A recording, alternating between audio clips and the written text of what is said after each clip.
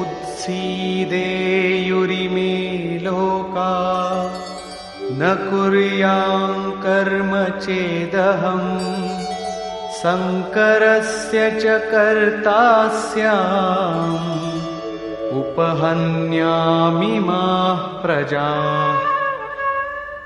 যদি আমি সাবধান হয়ে কর্ম না করি তাহলে এই সকল লোক ভ্রষ্ট হবে এবং আমি শঙ্করাস্য বর্ণ সংকরের সৃষ্টিকর্তা হব এবং এই সকল প্রজার বিনাশের কারণ হব।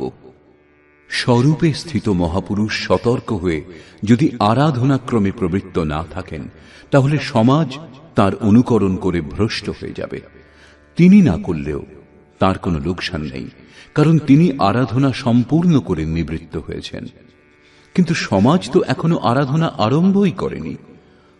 অনুগামীদের পথ প্রদর্শনের জন্যই মহাপুরুষ কর্ম করেন, আমিও করি। অর্থাৎ শ্রীকৃষ্ণ মহাপুরুষ ছিলেন, বৈকুণ্ঠ থেকে আবির্ভূত কোনো অবতার নন। তিনি বললেন, মহাপুরুষ লোককল্যাণের জন্য কর্ম করেন, আমিও করি। আমি যদি না করি তাহলে মানুষ আদর্শভ্রষ্ট হবে, সকলেই কর্ম ত্যাগ করবে। মন বড় চঞ্চল, সবকিছু পেতে চায়, কেবল ভজন করতে চায় না। স্বরূপস্থ মহাপুরুষ যদি কর্ম না করেন তবে তাকে দেখে অনুগামীগণও কর্ম ত্যাগ করবে। অজুহাত দেখাবে যে ইনি তো ভজন করেন না, পান খান, সুগন্ধদ্রব্য ব্যবহার করেন, সামান্য জনের মতো কথা বলেন, তবুও একে মহাপুরুষ বলে সমাদর করা হয়। এরূপ চিন্তা করে তারাও আরাধনা ত্যাগ করে আদর্শভ্রষ্ট হয়। শ্রীকৃষ্ণ বললেন, যদি আমি কর্ম না করি তাহলে সকলেই ভ্রষ্ট হবে এবং আমি বর্ণ সংকর দোষের মূল কারণ হব। স্ত্রীগণ কলুষিত হলে বর্ণ সংকরের প্রভাব দেখা যায়। অর্জুনও এই ভয়ে ব্যাকুল ছিলেন যে স্ত্রীগণ কলুষিত হলে বর্ণ সংকর উৎপন্ন হবে।